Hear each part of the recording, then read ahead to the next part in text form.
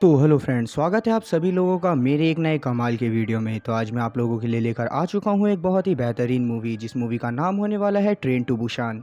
तो मूवी की शुरुआत होती है और हम एक ट्रक को कहीं पर जाते हुए देख पाते हैं। तभी अचानक से उस ट्रक से एक हिरन का एक्सीडेंट हो जाता है। तब ड्राइवर नीचे उतर कर देखता है तो वो हिरन वहाँ पर मर गया था। अब हिरन को इस तरह से मरा देख वो ड्राइवर काफी ज्यादा परेशान हो गया था, पर अभी वो कुछ भी नहीं करता। वो वापस से ट्रक में बैठता है और पतली गली से यहाँ से खिसक लेता है।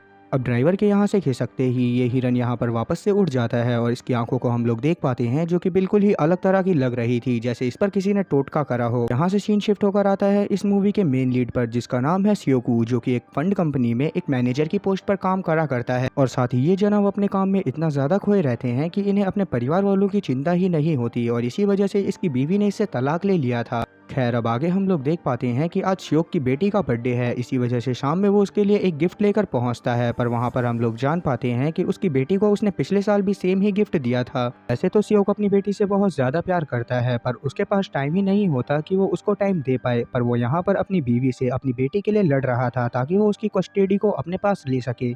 अब ये चीज देखते हुए कि सियोक वापस से सेम गिफ्ट ले आया है, सियोक को काफी ज्यादा बुरा लगता है। तब यहाँ पर इससे सुहान बोलती है कि मुझे कुछ भी कर कर अपनी माँ से मिलना है। और वैसे तो सियोक ऐसा नहीं करना चाहता था, पर अपनी बेटी का दिल रखने के लिए वो इस चीज के लिए मान जाता है। और अगले दिन हम लोग देख पाते हैं कि इसने काम पे से छुट्टी ले ली है और ये दोनों जा रहे हैं बुसान की ट्रेन में बैठकर बुसान, क्योंकि सुआन की माँ वहीं पर रहती है। अब आगे हम लोग देख पाते हैं कि ये लोग ट्रेन में बैठे ही थे कि तभी यहाँ पर एक अजीब सी लड़की आती है, जिसके पैर पर किसी के काटने के निशान थे। वो लड़की काफी ज्यादा बेकार हालत में थी और साथ ही शायद उसने टिकट भी नहीं लिया था। वो बहुत ज्यादा तड़प रही थी और अचानक से ही वो नीचे गिर जाती है।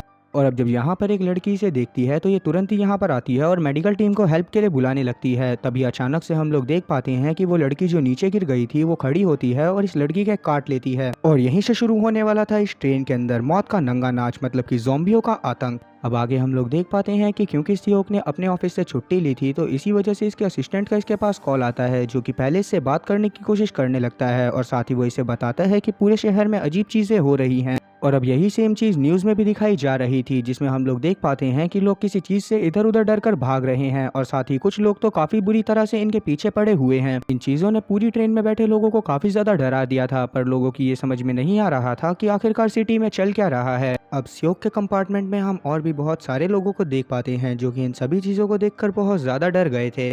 तभी सियोक देखता है कि शायद यहाँ पर सुआन नहीं है, इसी वजह से वो उसे ट्रेन में ढूंढने के लिए चला जाता है, जहाँ पर हम लोग बाकी ट्रेन में देख पाते हैं कि यहाँ पर मौत का तांडव शुरू हो गया है, मतलब कि हर जगह ज़ॉम्बी फैलते जा रहे हैं। अब इस जगह पर काफी सारे लोगों ने ज़ॉम्बीज से लड़ने की कोशिश भी करी थी, पर कोई भी उनके सामने नहीं टिक पा रहा था, क्योंकि धीरे धीरे ज़ॉम्बी की तादाद बहुत ज्यादा हो गई थी। अब इस ट्रेन में एक बेसबॉल टीम भी मौजूद थी, जिसमें हम लोग देख पाते हैं कि उसके सारे प्लेयर लगभग ज़ॉम्बीज बन चुके थे और जो बचे थे वो अपने साथियों को नहीं मारना चाह रहे थे, इसीलिए वो लोग डर कर दूसरे कंपार्टमेंट में चले जाते हैं। वहीं हम लोग सियोक को देख पाते हैं, जो कि किसी तरह से सुआन को ढूंढ लेता है, पर तब तक वो एक ऐसे कंपार्टमेंट में पहुंच गया था जो कि पूरा का पूरा ज़ॉम्बीज से भरा हुआ था। सियोक को देखते ही सभी ज़ॉम्बीज इसके पीछे पड़ जाते हैं। तब यहाँ पर सियोक एक फादर का फर्ज निभाता हुआ सबसे पहले सुआन को उठाता है और उसके बाद भागता हुआ सेफ प्लेस पर पहुंचता है। अब आगे हम लोग देख पाते हैं कि सियोक अपने कंपार्टमेंट के और बाकी दूसरे कंपार्टमेंट के काफी सारे लोगों को अपने साथ एक सेफ प्लेस पर ले गया था, पर ये एक बहुत मतलबी इंसान था। इसी वजह से जब दूसरी तरफ से एक कपल आ रहा होता है जिसमें औरत प्रेग्नेंट थी,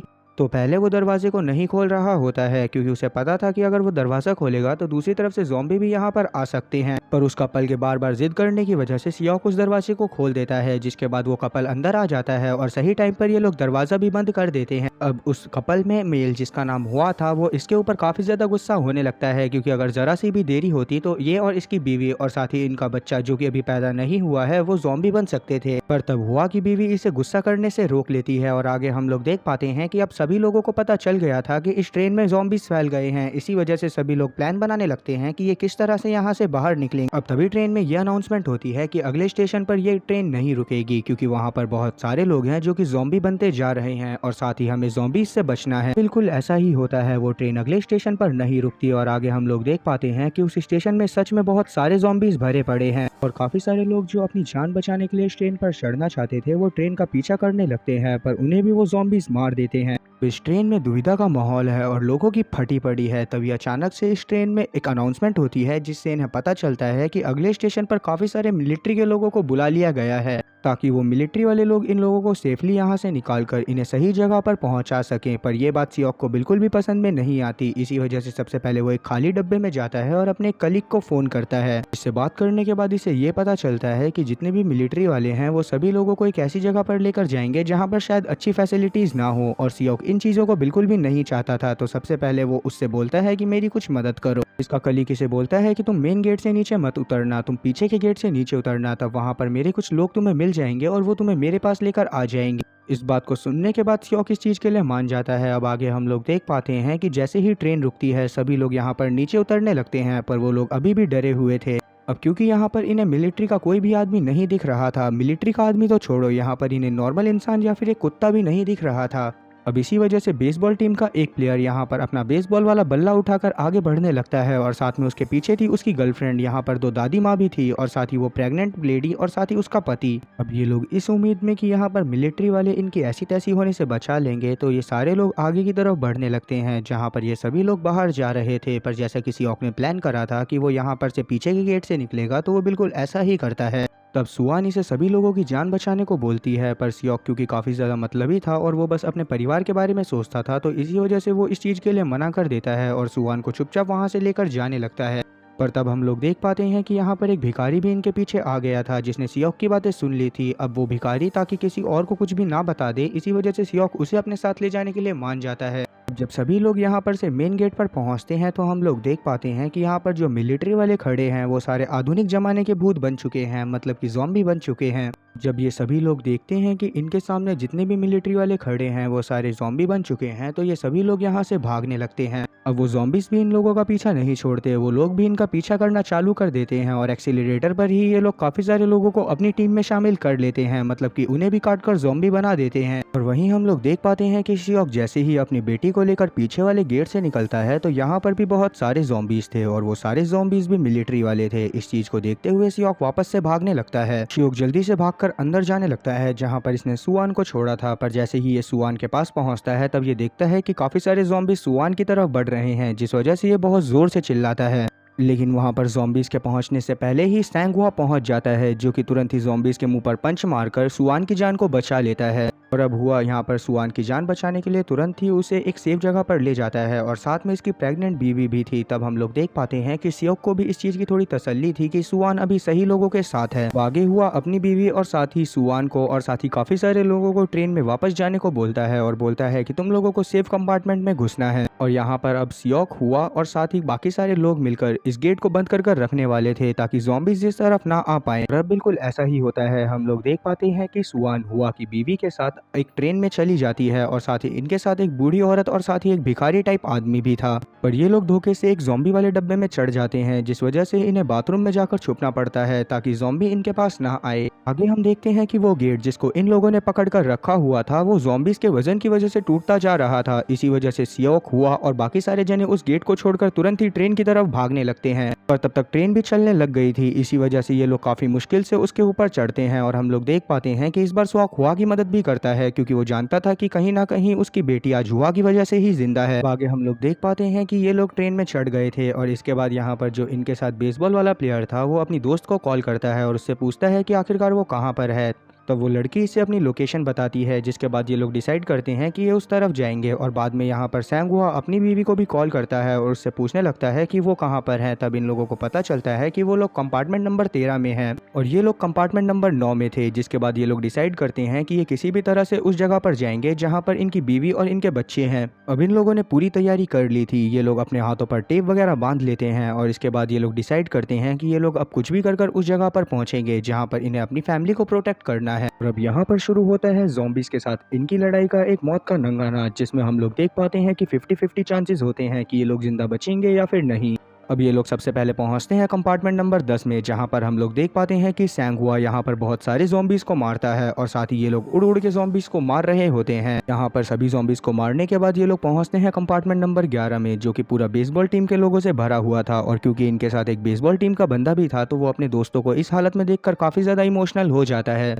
और वो अपने दोस्तों को इस तरह से नहीं मार सकता था। इसी वजह से उसकी समझ में नहीं आ रहा था कि आखिरकार उसे क्या करना चाहिए। पर ये लोग किसी तरह से उस कंपार्टमेंट को भी पार कर लेते हैं, क्योंकि बीच में एक टनल आ गई थी। और यहाँ पर इन लोगों को एक बात पता चलती है कि अंधेरे में ज़ॉम्बी के सारे सेंसेस काम करना बंद कर देते हैं। इस चीज को देखते हुए ये लोग चुपचाप यहाँ से निकल जाते हैं। अब आगे वाले कंपार्टमेंट में भी बहुत ज्यादा ज़ॉम्बीज थे। इसी वजह से ये लोग डिसाइड करते हैं कि ये एक टनल के आने का वेट करेंगे, ताकि ये लोग सेफली अगले वाले कंपार्टमेंट तक पहुंच सकें। इसी वजह से ये लोग वेट करते हैं कि टनल आए। अब जैसे ही टनल आती है वैसे ही ये लोग एक फोन को दूसरी तरफ फेंकते हैं, और अब आवाज की वजह से ज़ॉम्बीज़ उस तरफ अट्रैक्ट होने लगते हैं, जिस वजह से ये लोग चुपचाप यहाँ से शांति से निकल जाते हैं। अब ये लोग उस कंपार्टमेंट में पहुंच गए थे जहाँ पर इन लोगों की फैमिली थी। अब यहाँ पर सियोक अपनी बेटी से मिलकर बहुत ज्यादा खुश था, और साथ ही सैंगहुआ भी अपनी बीवी से मिलकर बहुत ज्यादा खुश था। अब ये लोग इस फैमिली ड्रामे को आगे बढ़ाने ही वाले थे कि इतने में ही यहाँ पर टनल खत्म हो जाती है, और यहाँ पर सभी ज़ॉम्बीज़ इनकी तरफ अट्रैक्ट होने लग जाते हैं। लेकिन ज़ॉम्बी इन तक पहुंच ही पाते इससे पहले ही ये लोग उस जगह पर घुस जाते हैं जहाँ पर बाकी के सारे जने घुसे हुए थे, जिस वजह से ज़ॉम्बी इन तक नहीं आ पाते। यहाँ पर हम लोग देख पाते हैं कि योंग सुक वापस से अपनी बेसबॉल वाली लड़की को कॉल करता है और उससे पूछता है कि वो कौन से कंपार्टमेंट में है। वो कंपार्टमेंट इससे अगला कंपार्टमेंट ही था, जहाँ पर और भी बहुत सारे जिंदा लोग थे। इसी वजह से ये लोग डिसाइड करते हैं कि अगली टनल आते ही वो सबसे पहले उस जगह पर जाएंगे।